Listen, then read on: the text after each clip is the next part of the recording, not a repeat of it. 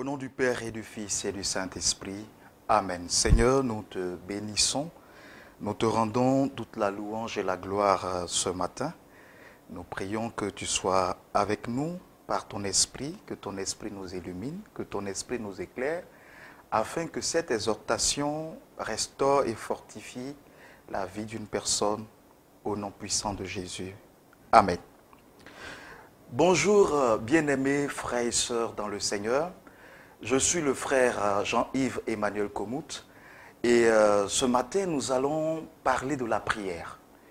Et nous allons prendre ensemble Matthieu chapitre 6, à partir du verset 1, je lis la parole. Gardez-vous de pratiquer votre religion devant les hommes pour attirer leur regard. Sinon, pas de récompense pour vous auprès de votre Père qui est aux cieux. Quand donc tu fais l'aumône, ne le fais pas claironner devant toi, comme font les hypocrites dans les synagogues et dans les rues, en vue de la gloire qui vient des hommes. En vérité, je vous le déclare, ils ont reçu leur récompense. Pour toi, quand tu fais l'aumône, que ta main gauche ignore ce que fait ta main droite, afin que ton aumône reste dans le secret, et ton Père qui voit dans le secret te le rendra.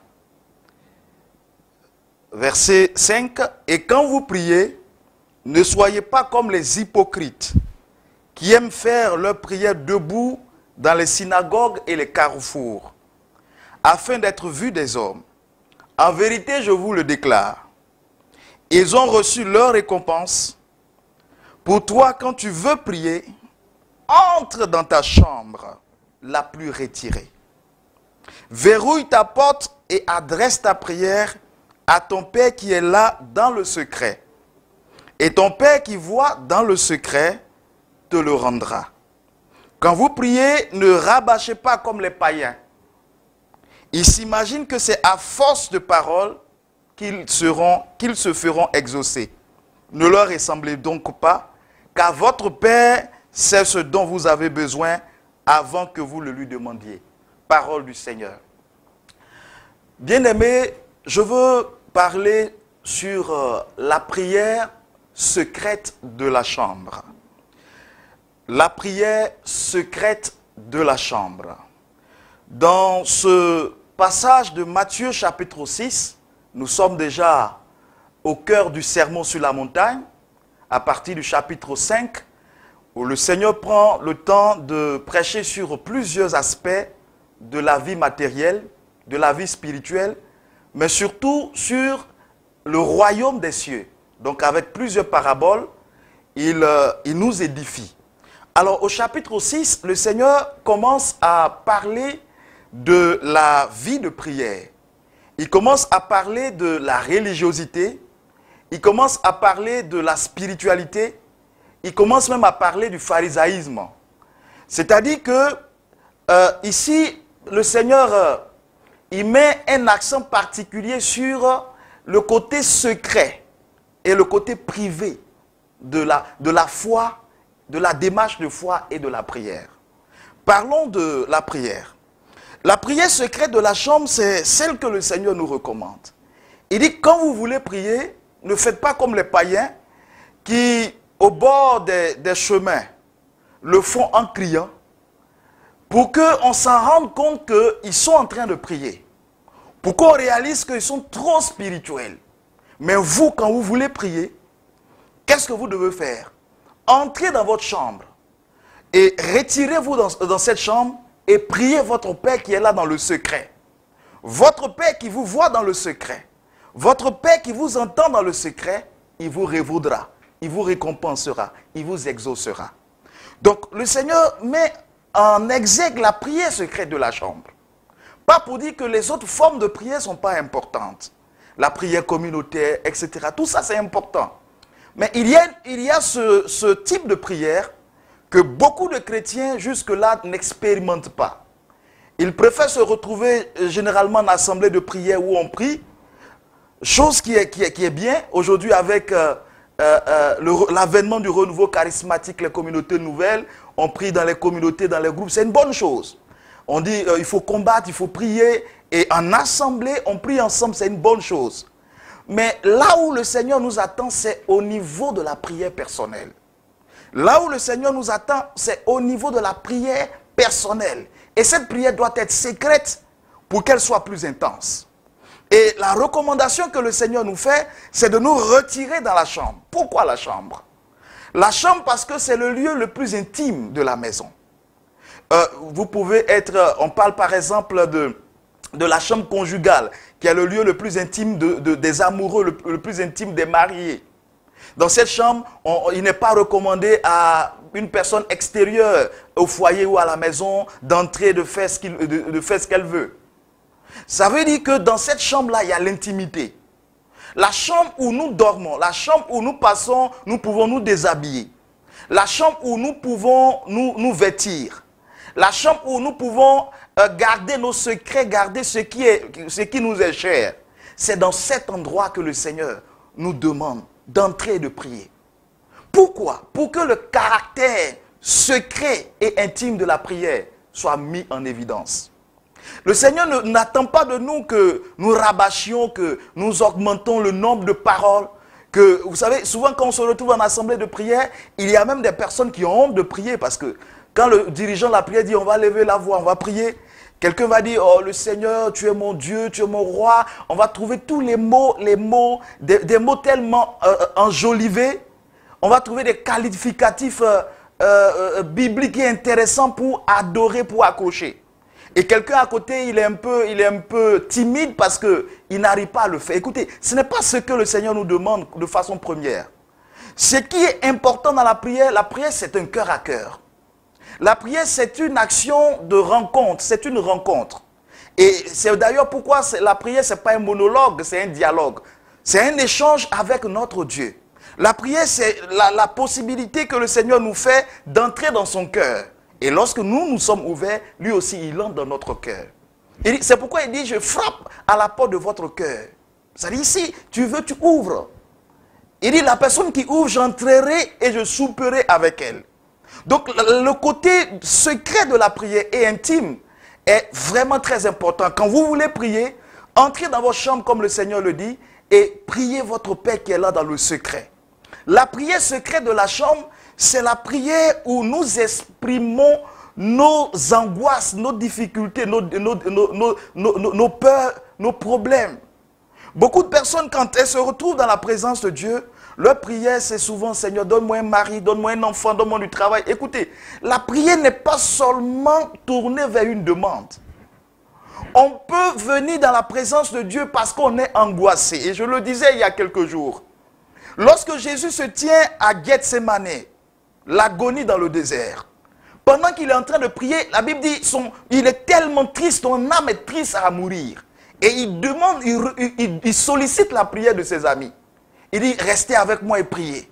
Pourquoi? Parce qu'il est angoissé. Pourquoi? Parce qu'il est triste. Il voit la coupe qu'il va boire. Il voit la douleur qu'il va porter.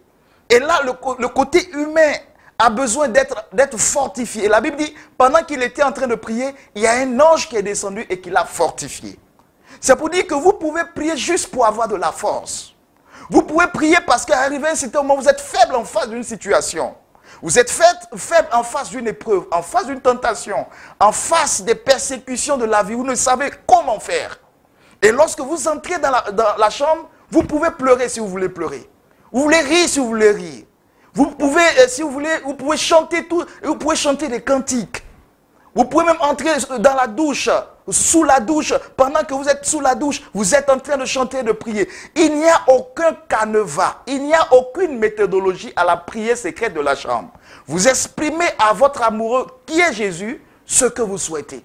Il n'y a pas d'introduction, développement, conclusion. Non, pour prier, on va d'abord commencer à adorer. Après, on va demander pardon au Seigneur. On va invoquer le sang de Jésus. Après, on va invoquer le Saint-Esprit. On va combattre. Tout ça, ça devient caduque lorsque nous sommes dans la présence de Dieu. Dieu attend notre prière. Dieu attend notre parole. Dieu attend ce temps de cœur à cœur. Il attend ce temps de cœur à cœur. C'est ce temps-là qu'il attend. Et donc, dans la prière, dans la chambre, vous pouvez présenter à Dieu vos douleurs. Vous pouvez présenter à Dieu vos souffrances, vos limites. Il n'y a aucune gêne. Parce que ce que vous pouvez cacher aux hommes, à Dieu, vous n'avez pas le droit de lui cacher. Il sait tout de vous. Même le nombre de vos cheveux, il connaît le nombre. C'est pourquoi dans la prière de la chambre, vous vous découvrez, vous vous dévoilez entièrement. Comme une femme qui se dévoile la nuit de noces à son mari. Vous vous dévoilez sans artifice. Vous vous dévoilez sans artifice. Vous libérez votre orgueil. Vous libérez votre personne. Vous dites, Seigneur, je suis là. Seigneur, tu sais tout. Souvenez-vous que le Seigneur, en parlant au prophète Samuel, dit, il ne regarde pas à l'apparence, mais il regarde au cœur. Et en parlant de Actes des Apôtres, en Actes des Apôtres, la Bible dit que David est l'homme selon le cœur de Dieu. Pourquoi David est l'homme selon le cœur de Dieu? Parce que David aimait faire les choses de lui-même. Il aimait faire les choses avec son cœur. Il aimait faire les choses avec une certaine profondeur. Donc dans la prière secrète de la chambre, là-bas, il n'y a pas à enjoliver quoi que ce soit. Il n'y a pas à vous démontrer tellement un grand prieur, tellement saint. Dieu n'en a pas besoin. Vous pouvez lui présenter vos faiblesses. Dans la prière secrète de la chambre, vous vous dévoilez. Parce que dans la chambre, on peut se mettre nu. C'est-à-dire que vous pouvez enlever tous les vêtements. Toute la coquille qui est autour de vous. Dehors, les gens vous respectent parce que vous êtes un politicien. Dehors, les gens vous respectent parce que vous êtes un homme religieux. Dehors, les gens vous respectent parce que vous êtes une star peut-être. Dehors, les gens vous respectent par rapport à une certaine situation. Mais lorsque vous êtes dans la chambre et que vous êtes en train de prier, vous enlevez cette coquille. Vous êtes là tout naturellement devant votre Seigneur. Et vous êtes devant votre ami, vous pouvez lui parler comme votre ami. Vous pouvez lui parler comme votre ami. Il n'y a aucune réserve. Il n'y a aucun blocage. C'est pourquoi le Seigneur recommande cette prière. Et dans la prière secrète de la chambre, il y a certaines choses. Vous savez, dans une chambre ordinaire, il y a certains éléments. Dans une chambre ordinaire, nous avons un lit, nous avons une table et nous avons un placard. Regardez, lorsque la femme Shunamite a vu le prophète Élisée passer au-devant de chez elle, elle a demandé au prophète de loger chez elle. La Bible dit, elle a fait construire une chambre haute. Comme la chambre dans laquelle Jésus a fait le dernier souper. Comme la chambre dans laquelle les disciples s'étaient cachés pendant 10 jours. Pour expérimenter le cénacle. Et la Bible dit qu'au 10e jour, donc au 50e jour après Pâques, l'Esprit est descendu et a fécondé la vie des hommes et des femmes qui y étaient. Donc dans cette chambre-là, la dame s'est assurée qu'il y avait quoi? Il y avait un lit, il y avait une table. Bien-aimé, pourquoi ces éléments dans une chambre? Ces éléments dans une chambre, pour que quand on rentre dans la chambre, on peut se coucher. Donc le lit, c'est le reposoir. Nous avons la table, on peut étudier. Et nous avons un placard où on peut faire des rangements. Les trois éléments sont importants, sont très importants dans la prière secrète de la chambre. La première chose, c'est le lit. Lorsque vous entrez dans votre chambre en train de prier, dressez un lit. Le lit, c'est le lieu où vous allez vous coucher, vous êtes fatigué. Quand les disciples étaient fatigués après une mission, le Seigneur dit, venez à l'écart pour vous reposer. C'est-à-dire que vous pouvez vous reposer. Vous pouvez vous reposer dans le Seigneur. Vous pouvez vous reposer dans le Seigneur. Vous êtes épuisé de la vie. Vous êtes épuisé des angoisses. Peut-être vous me suivez maintenant. Vous êtes épuisé de ce que vous traversez. La situation est devenue terrible. Les choses sont devenues compliquées autour de vous. Mais entrez dans votre chambre et couchez-vous dans la présence de Dieu. Quand je dis de vous coucher, ce n'est pas forcément de vous coucher sur le lit naturel ou le lit physique. Mais couchez-vous dans la prière. Dans une attitude où vous recommandez votre sort à l'Éternel. Pour dire à l'Éternel, je suis faible. Pour dire à l'Éternel, je suis fragile. Pour dire à l'Éternel, j'ai besoin de toi. Car sans toi, je ne peux rien. Sans toi, je ne peux rien devenir. Donc le lit, c'est ce lieu-là où vous allez vous coucher. C'est ce lieu-là où vous allez faire des projets. Vous allez projeter. Parce que vous êtes couché, votre esprit se repose. Tous vos rêves, toutes les choses que vous voulez réaliser, présentez-les au Seigneur dans la prière secrète de la chambre. Cachez-vous dans la chambre et projetez votre entreprise, projetez votre maison, projetez ce que vous voulez construire, projetez votre mariage. Avant que cela n'ait un écho public, sécurisez, organisez, orchestrez ce projet dans la prière de la chambre, où il n'y a personne, où vous avez Dieu seulement comme interlocuteur, comme personne à qui vous exposez sur votre problème, comme personne à qui vous exposez sur votre situation. Et ça, c'est très capital. Et la seconde chose, c'est la table. La table, c'est à quoi? La table, c'est à étudier. Donc, étudier la parole de Dieu. Dans la chambre, quand vous priez, ayez un instant pour étudier la parole. Car la Bible dit que dans la parole, nous découvrons la vie. Dans la parole, nous découvrons la vie. Donc, pendant que vous priez dans la chambre, ayez du temps pour Dieu. Comme je disais, la prière, ce n'est pas un monologue. C'est un monologue, c'est lorsqu'on parle tout seul. Mais la prière est un dialogue. Cela suppose deux personnes qui échangent, qui interéchangent. Alors donc, si vous parlez à Dieu, Dieu aussi doit vous répondre. Donc c'est pourquoi, dans votre prière de la chambre, vous devez avoir du temps pour méditer la parole. Laquelle parole est le moment, la parole vous concernant par rapport à votre situation. Prenez du temps pour étudier la parole. Qu'est-ce que Dieu dit de mon problème? Qu'est-ce que la Bible dit de mon problème? Est-ce que je peux avoir une parole pour me reconforter? Quand tu es angoissé et que tout devient compliqué autour de toi, et que tu as l'impression que tout le monde t'abandonne, tu peux découvrir donc Ésaïe chapitre 49, à partir du verset 14, où le Seigneur dit, même si une femme peut oublier le fruit de ses entrailles, moi l'Éternel, je ne t'oublierai point. J'ai gravé ton nom dans les paumes de mes mains. Donc au cœur de cette prière-là, où vous êtes en train de prier un cœur à cœur avec le Seigneur, vous pouvez découvrir cette parole, qui est comme un réconfort pour vous à l'instant, qui est comme une parole qui sort pour vous fortifier, qui est comme une parole qui sort pour vous donner du tonus, qui est comme une parole qui sort pour vous encourager. C'est pourquoi après la prière dans la chambre, il faut avoir du temps pour l'étude de la parole. L'étude de la parole. Ne restez pas un prieur simplement, mais soyez aussi quelqu'un qui médite la parole. Quelqu'un qui fait la parole germer en lui. Quelqu'un qui fait que la parole n'est plus des mots, mais elle devient réellement cette personne qu'elle devait être, cette personne qu'elle est. Et donc dans la prière de la chambre, vous avez alors l'étude de la parole qui est sur la table de la chambre. Et l'autre chose, c'est le placard. Dans toute chambre conventionnelle, généralement, nous avons le lit, nous avons la table et nous avons un placard ou un tiroir. C'est pourquoi? C'est pour ranger des choses.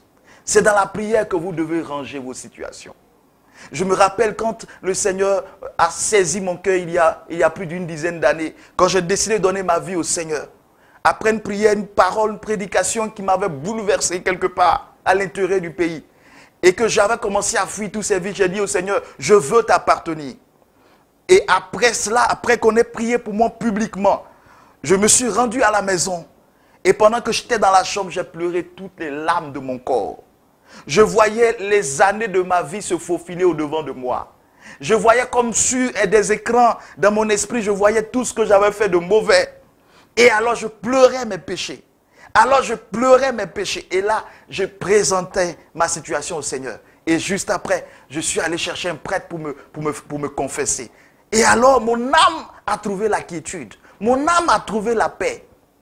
Tout ce qui est comme pour vous, quelque chose que vous devez libérer, quelque chose que vous devez enlever, dans la prière secrète de la chambre, vous pouvez l'exprimer au Seigneur. Vous fermez sur des dossiers. Il y a quelque chose qui vous chagrine. Vous êtes devenu une personne, par exemple, qui court les femmes. Ou bien vous êtes devenu un homme ou bien une femme qui court les hommes. Vous êtes devenu quelqu'un qui se masturbe. Malheureusement, je rencontre des personnes qui ont ces vices, qui m'écrivent par moments sur les réseaux sociaux, ou bien qui passent me voir, qui ont ce genre de vices. Et elles ont besoin d'en sortir. Elles veulent en sortir.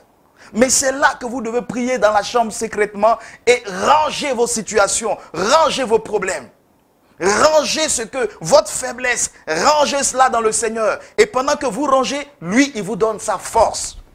Comme Paul, il dit, quand tu es faible, c'est alors que tu es fort. Alors qu'il voulait que le Seigneur lui enlève, lui ôte cette écharde. Il voulait que le Seigneur lui enlève ce qui lui faisait souffrir. Et alors le Seigneur dit, ma force, ma grâce te suffit. Mais c'est dans cet échange intime que nous pouvons avoir cet échange. N'oubliez pas que la prière, c'est un échange. Nous venons à Dieu avec notre naturel, nous venons à Dieu avec nos péchés, nous venons à Dieu avec nos faiblesses. Et nous, pendant la prière, il y a une communion. Et Dieu prend assez de nous et nous donne assez de lui. Alors il y a un échange. Et donc dans la prière, nous prenons de Dieu, donc de sa divinité, nous prenons de sa grâce, nous prenons de sa force et nous lui redonnons ce qui nous est faible. Donc cet échange est manifesté. Et alors, nous pouvons être des personnes fortes. Et donc, la prière secrète de la chambre, c'est quelque chose que je veux recommander à tout chrétien qui me suit. Tout chrétien a besoin d'avoir de l'intimité dans sa chambre. Tel vous avez de l'intimité avec une personne qui vous est chère, vous devez avoir de l'intimité dans votre chambre. Prenez du temps pour prier dans la chambre. Allez à la messe, allez aux messes, allez aux prières, etc. Mais ayez aussi du temps quand vous êtes à la maison pour la prière. Beaucoup de personnes aujourd'hui, quand elles sont à la maison, regardent beaucoup de films que nous connaissons, les films généralement faits pour les femmes. Et elles n'ont pas de temps, elles n'ont pas du tout un peu de temps pour la prière. Aujourd'hui, il y a aussi les réseaux sociaux qui prennent assez de temps pour la prière. Beaucoup de personnes sont esclaves des réseaux sociaux. Elles ne peuvent pas s'en défaire. Elles peuvent être constamment sur les réseaux sociaux alors qu'elles pouvaient capitaliser du temps pour la prière. Bien-aimés, je veux vous recommander à cette prière secrète de la chambre. C'est pourquoi le matin, quand vous êtes debout, prenez du temps pour adorer votre Dieu. Prenez du temps pour prier. Et le soir, avant de vous coucher, prenez du temps pour prier. Vous pouvez faire votre rosaire. Vous pouvez prier, mais et c'est secrètement dans la chambre. Et cela a une force. Cela a une puissance. Regardez Padre Pio, il pouvait faire près de, quelqu'un disait, 23 rosaires par jour. Mais c'est extraordinaire. Mais cet homme, il est entre oraison, il est entre sa chambre, il est tout le temps dans la prière. Et nous pouvons voir en lui ce qu'il est devenu. Avec ses grâces de bilocation, c'est extraordinaire. Mais si vous ne prenez pas du temps dans la prière, vous ne prenez pas du temps dans la prière, ça sera difficile de réaliser certaines choses. Mais la meilleure manière de pouvoir capter le royaume en vous, de attirer la grâce de Dieu, attirer la bonté de Dieu, c'est de vous tenir dans la chambre et réclamer la présence de Dieu. Quand votre foyer devient compliqué, quand votre mari va au travail, prenez possession de la chambre, invoquez la puissance de Dieu, réclamez la grâce de Dieu, priez pour changer vos situations, vous verrez Dieu descendre.